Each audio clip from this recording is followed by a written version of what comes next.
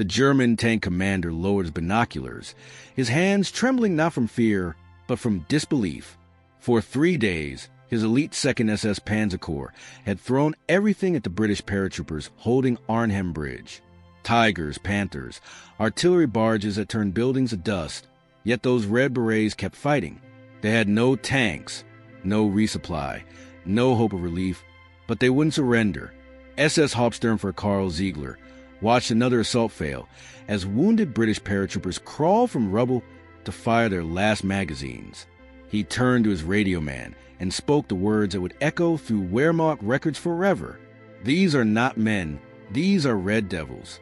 The British 1st Airborne had fewer than 700 exhausted soldiers against 10,000 SS troops, yet they were making the finest Panzer units in Germany pay in blood for every meter.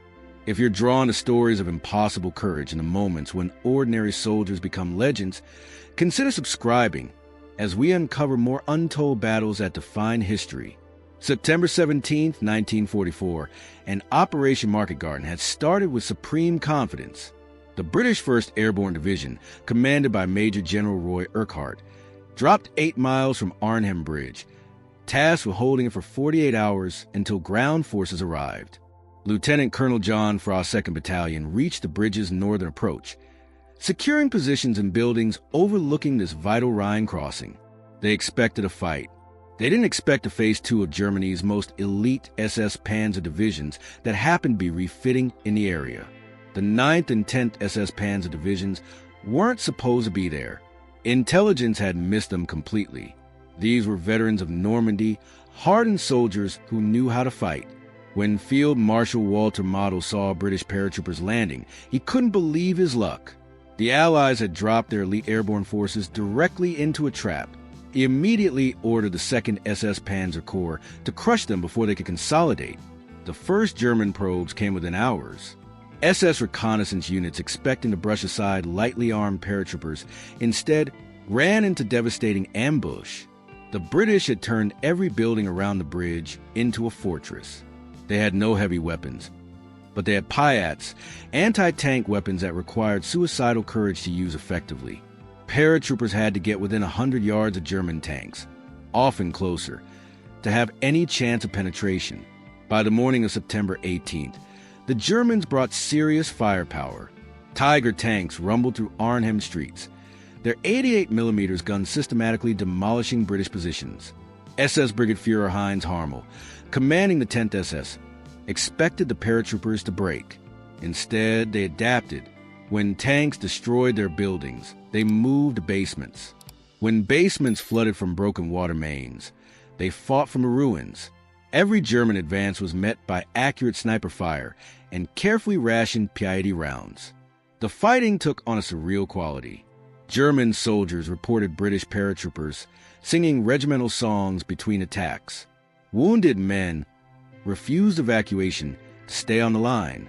A German medical officer attempting to arrange a temporary ceasefire to collect casualties was told by a British sergeant that they didn't have time for such luxuries. The paratrooper was bleeding from multiple wounds as he spoke.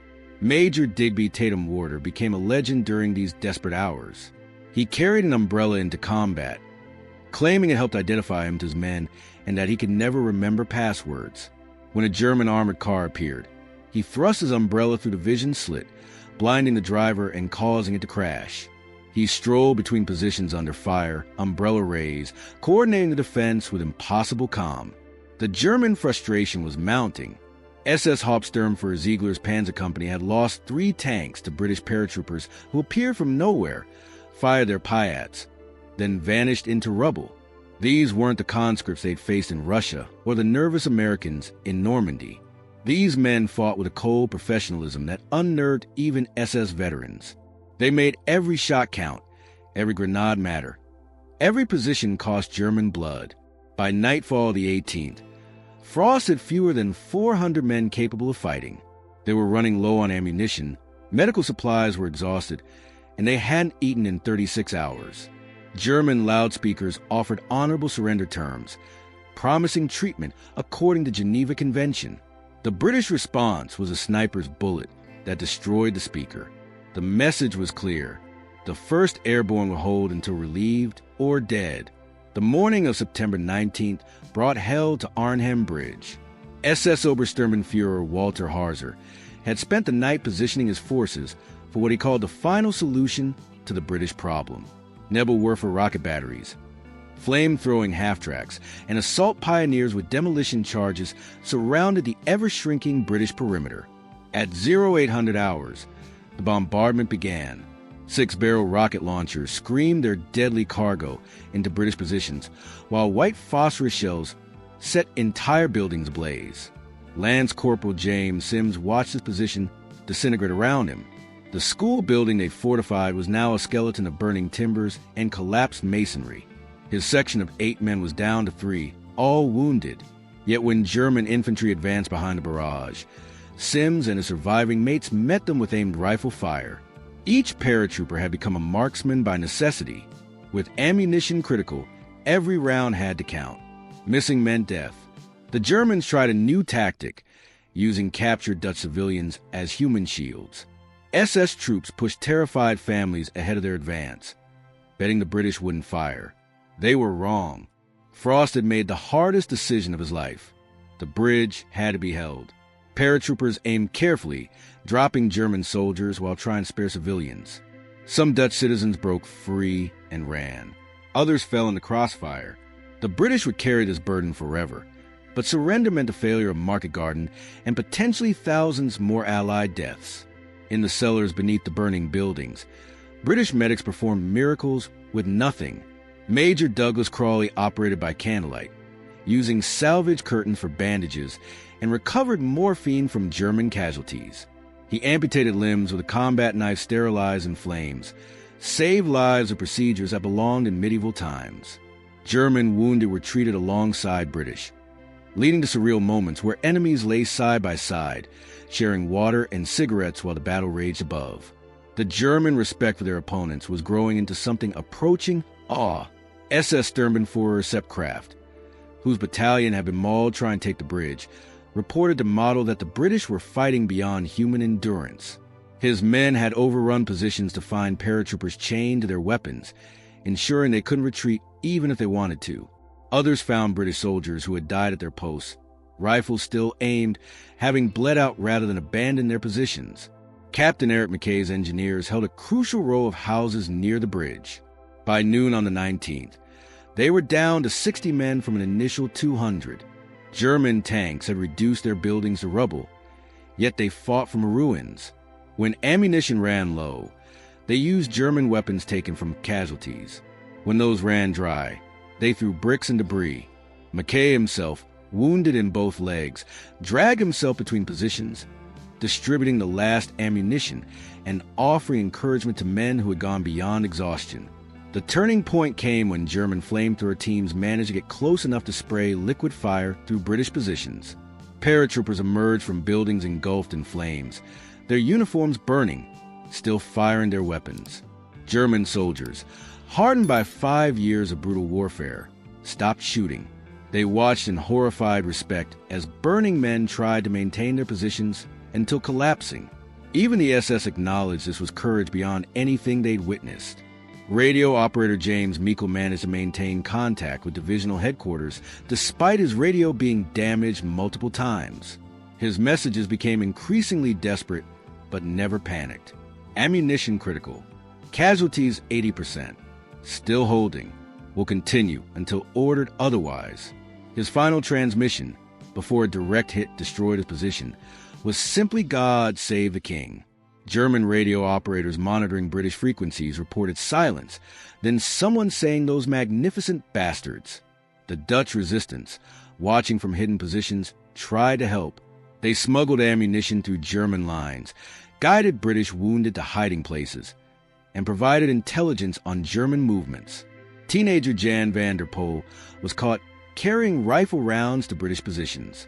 The SS executed him on the spot, but not before he spat at them and shouted "Long live the Red Devils." The name spread through German ranks. These weren't ordinary soldiers. They were something else.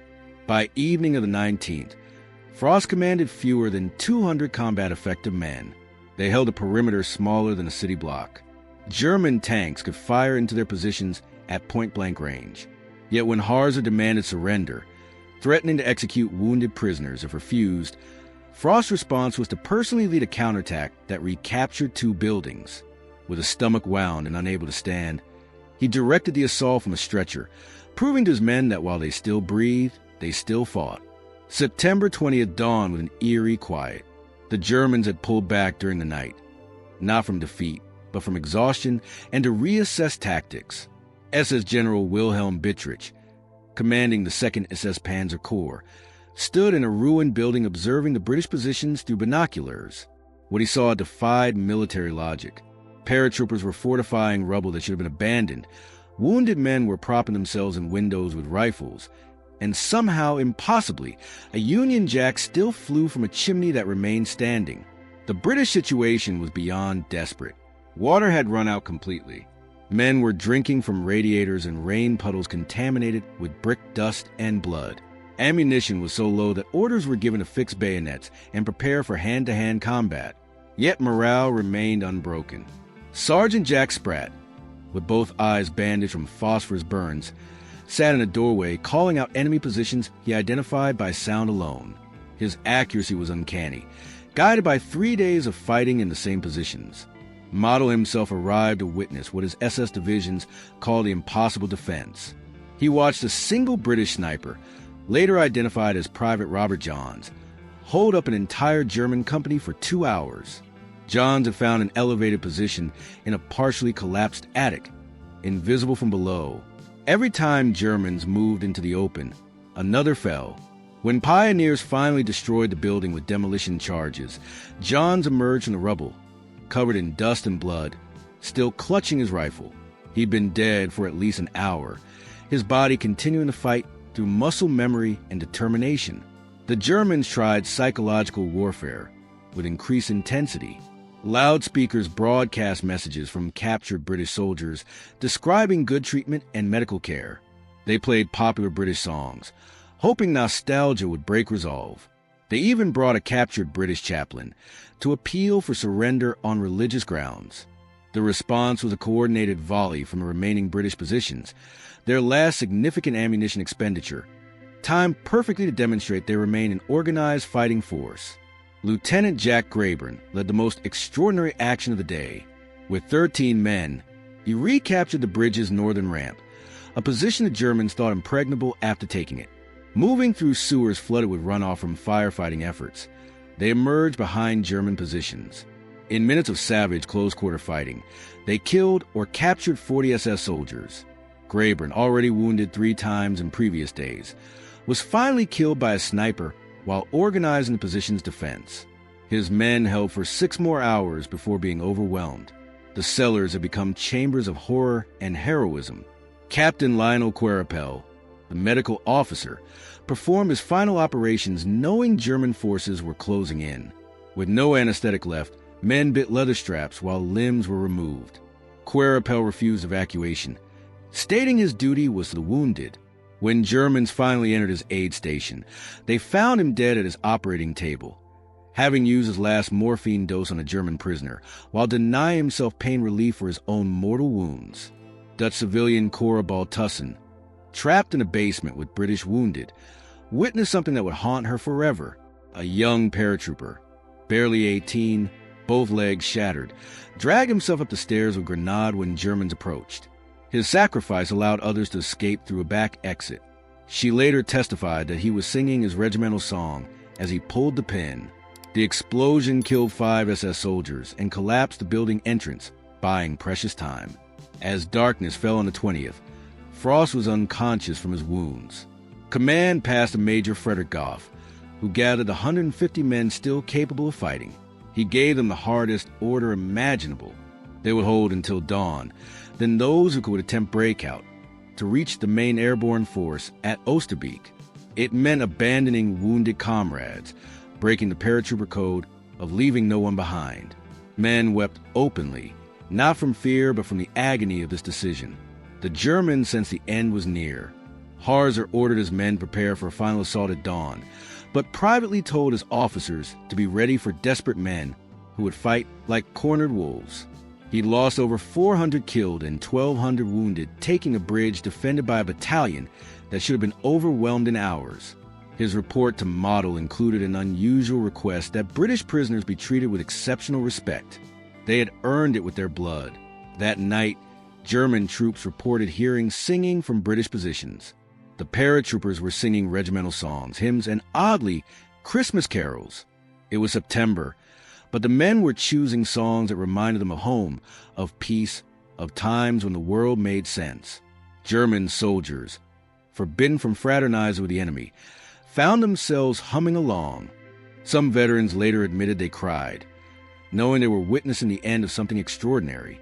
The morning of September 21st arrived with dense fog that seemed to rise from the Rhine itself, shrouding Arnhem Bridge in an ethereal mist that muffled sound and limited visibility to mere meters. Major Frederick Goff assembled the 89 paratroopers still capable of walking. Their ammunition consisted of what they had taken from German dead. Their uniforms were torn and blood-stained beyond recognition, yet they stood at attention as if on parade. These were survivors of Frost's 2nd Battalion, and they would make their last stand with a dignity befitting the parachute regiment. The German final assault began at 0730 hours with a precision that reflected their respect for their opponents.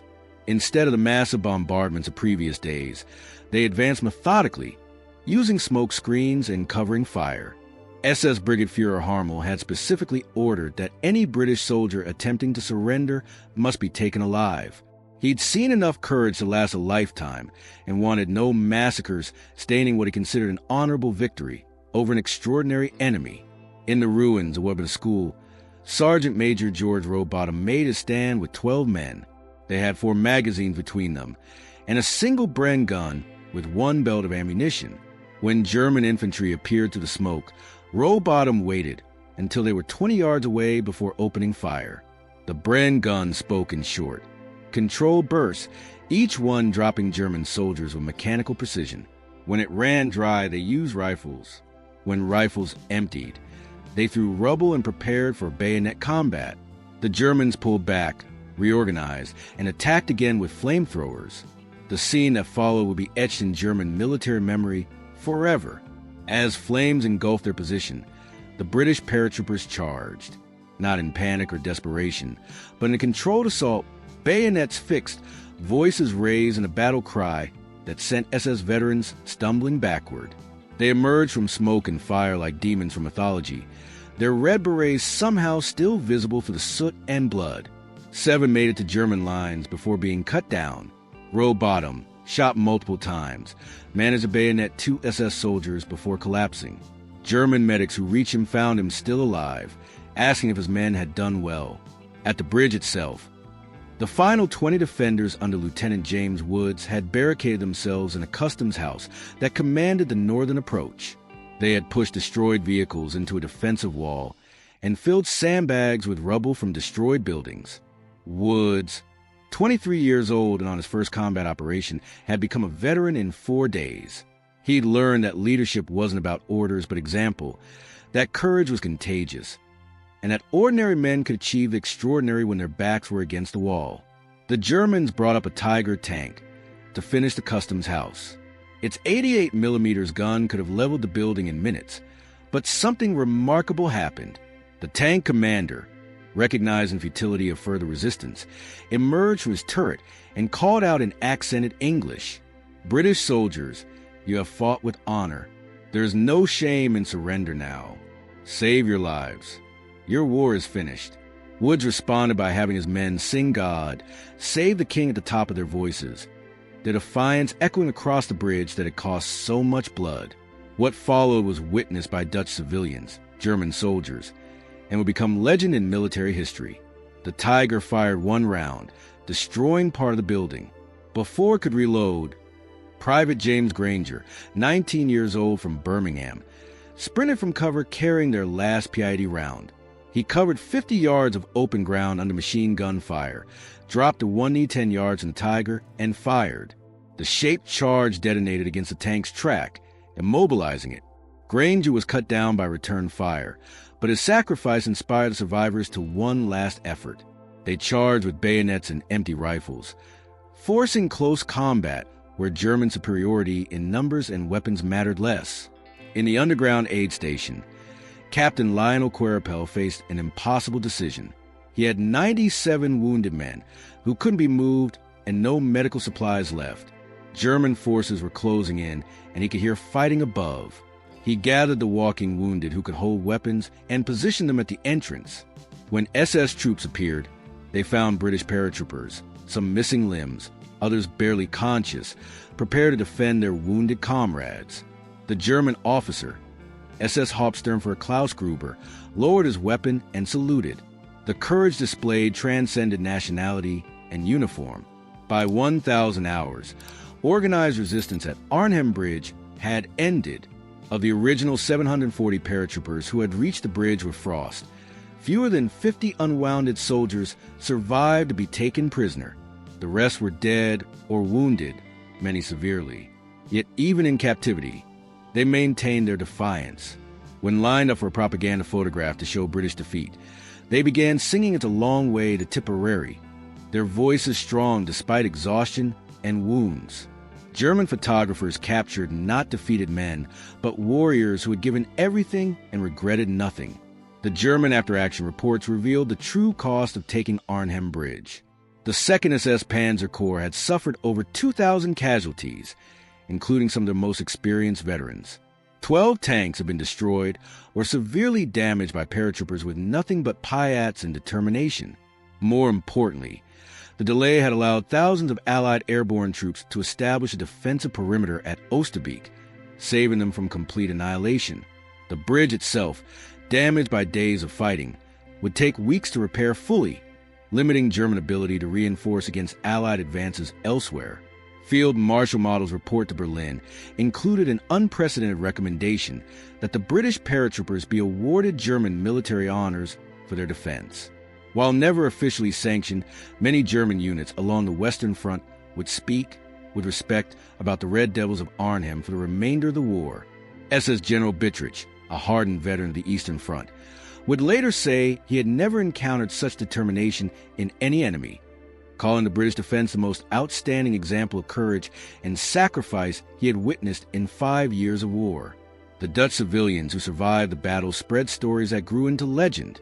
They spoke of British soldiers sharing their last water with wounded Germans, of paratroopers who continued fighting after wounds that should have killed them, of young men who chose death over surrender when surrender would have been honorable. The building where Frost made his stand became a shrine, with Dutch families leaving flowers every September 21st, a tradition that continues today. Lieutenant Colonel John Frost, evacuated as a prisoner and treated for his wounds, would survive the war. When asked years later about the defense of Arnhem Bridge, he simply said his men had done their duty. But German records tell a different story.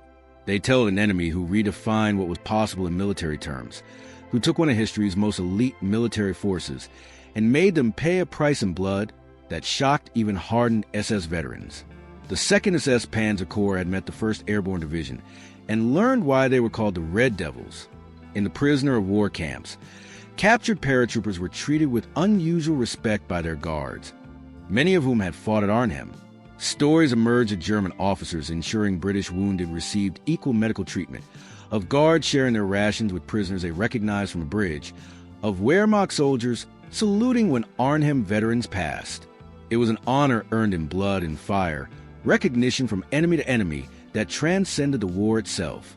The legacy of Arnhem Bridge extends far beyond military history. It became a symbol of British determination, of the extraordinary courage ordinary men could display when everything depended on their sacrifice. The Red Beret became synonymous with elite military prowess, inspiring airborne forces worldwide. The motto of the Parachute Regiment, ready for anything, was proven definitively on those 4 terrible days in September 1944, when 700 men held a bridge against 10,000 and entered immortality. Thank you for joining us on this journey through one of history's most extraordinary last stands. The Red Devils of Arnhem remind us that courage isn't the absence of fear, but the determination to do what's right despite that fear. If these stories of incredible bravery and sacrifice move you, please subscribe and share this with others who appreciate the price of freedom. What other forgotten acts of courage from World War II would you like us to explore? Leave your thoughts in the comments below. Until next time, remember that ordinary people can achieve the extraordinary when they stand together, when they refuse to surrender, when they become more than soldiers and transform into legends.